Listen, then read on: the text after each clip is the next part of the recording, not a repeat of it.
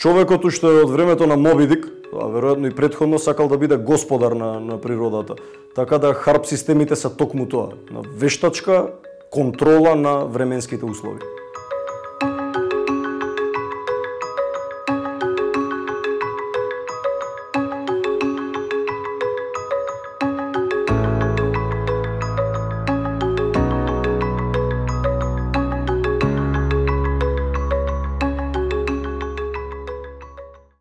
Може ли да ни објасните нешто повеќе за харп системот? Веднаш ќе ви кажам нешто. Она што стои во официјалниот опис на харп системите, дека тоа се само едни антени за истражување на ионосферата, тоа е само една обланда за да се сокрие правата вистина. Да ја возбуди ионосферата во ограничена област, за да ја истражи.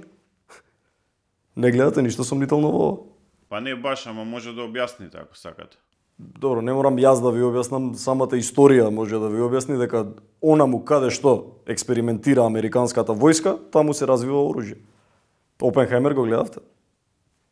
Меѓутоа, да не бидам погрешно сватен, да бидам на страната на вистината, не е само Америка. Веројатно сега говорите за наводните теории на заговор. На наводните теории на заговор. Да ви се извинам, ама малку ме чуди вашата неинформираност. Како да ви кажам, прашањето единствено ми е разбирливо ако ме прашувате како експерт во моментов. Па да, токму така и ве прашувам.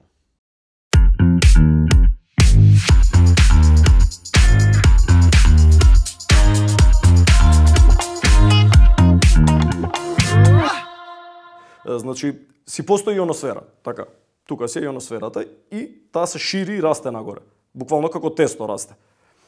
Харпот е овде некаде и антените на харпот буквално ја буткаат таа ионосфера нагоре. Како што ја буткаат, таа се шири, расте и се создава еден простор и во тој простор влегува нашата атмосфера. Како крем во тесто кога ставате. Се вбризгува и од тука доаѓаат еден тон нарушувања, колку што ви душа сака. И од тие нарушувања се создаваат временски промени, климатски промени, како, не знам, земјотрес, циклон, суша, поплави, така натаму и така натаму. Зошто ова е непознато досега во научната заедница? Не, познато е. Познато е. И така како е познато. Само што, како да ви кажам, владите негираат, потплатените научници си релативизираат, меѓутоа, постојат интернет снимки. За нивна несреќа, за наша среќа, сега веќе се е лесно да се докаже и да се види. Сите климатски промени заедно, како сакате, се недвојбено предизвикани од харп системите. Недвојбено. Но чекайте, има многу причини за климатските промени. Апсолутно, се сложувам со вас. Само што тие се минорни. Многу едноставно ова што се случува во светот. Америка ќе си предизвика суша, Русија ќе си предизвика поплава, магнетното поле на земјата ќе се шекне и ете ве климатски промени.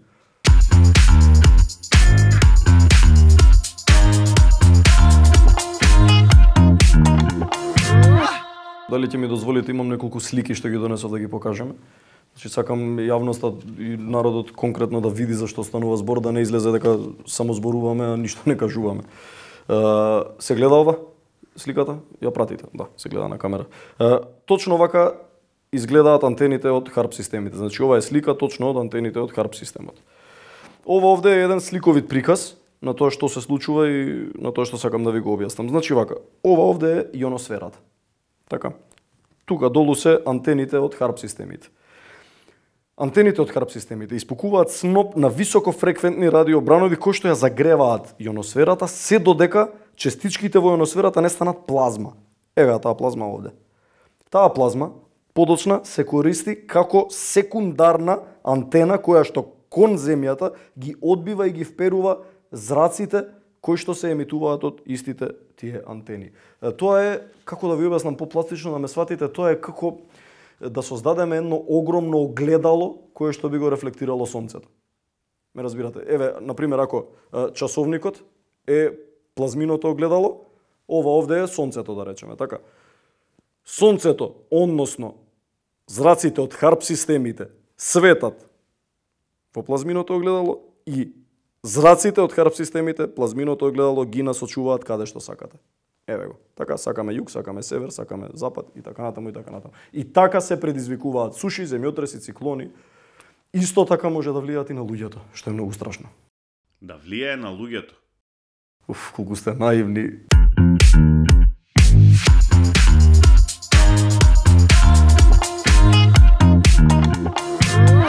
општо познато е дека човековиот мозок користи електробрановни полнења. Со помош на нискофреквентни зрачења, ниски фреквенции, може тие зрачења да ги насочи кон било која држава или област на планетата Земја. Каде што сакаат. И директно со тие зрачења можат да влијаат на луѓето кои што живеат на таа одредена област кон кое се насочени брановите.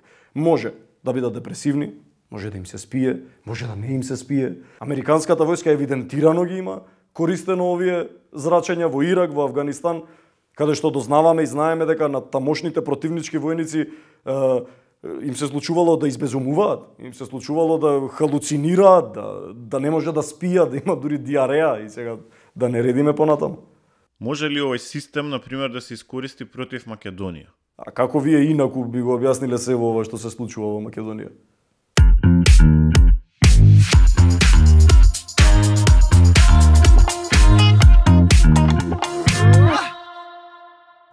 Но, како што јас секогаш милувам да кажам, секоја технологија е како куински нож. Може да се искористи за добро, може да се искористи и за лошо. И ако ние сега сме свесни дека харп системите можат да предизвикаат суша во Амазон, можат да предизвикаат и дожд во Сахара. Од онаа плазмата во ионосферата за која што зборувавме, може да се направи и астероиден штит, например. Сакате да ви кажам уште нешто интересно? Вие лично сте биле сведок на харп, а не сте свесни. Како тоа мислите сум бил сведок? Сигурно сте чуле, сте прочитале за поларната светлина, така? Поларната светлина е токму тоа, плазмата создадена од харпот во ионосферата.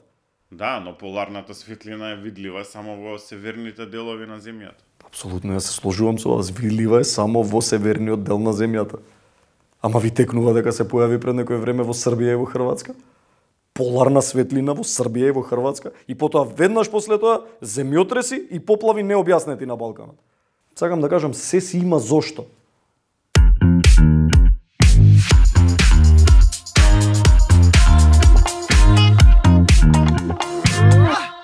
Според вас, што би можело да се направи?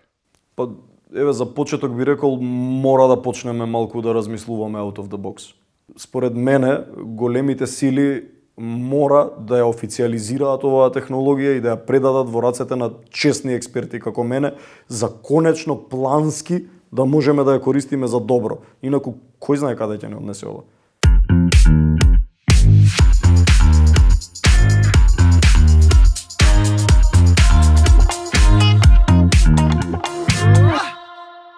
И се разбира, оваа технологија треба и мора да се предаде во рацете на колегите психолози, кои конечно би можеле технологијата да ја искористат за позитивна манипулација на луѓето.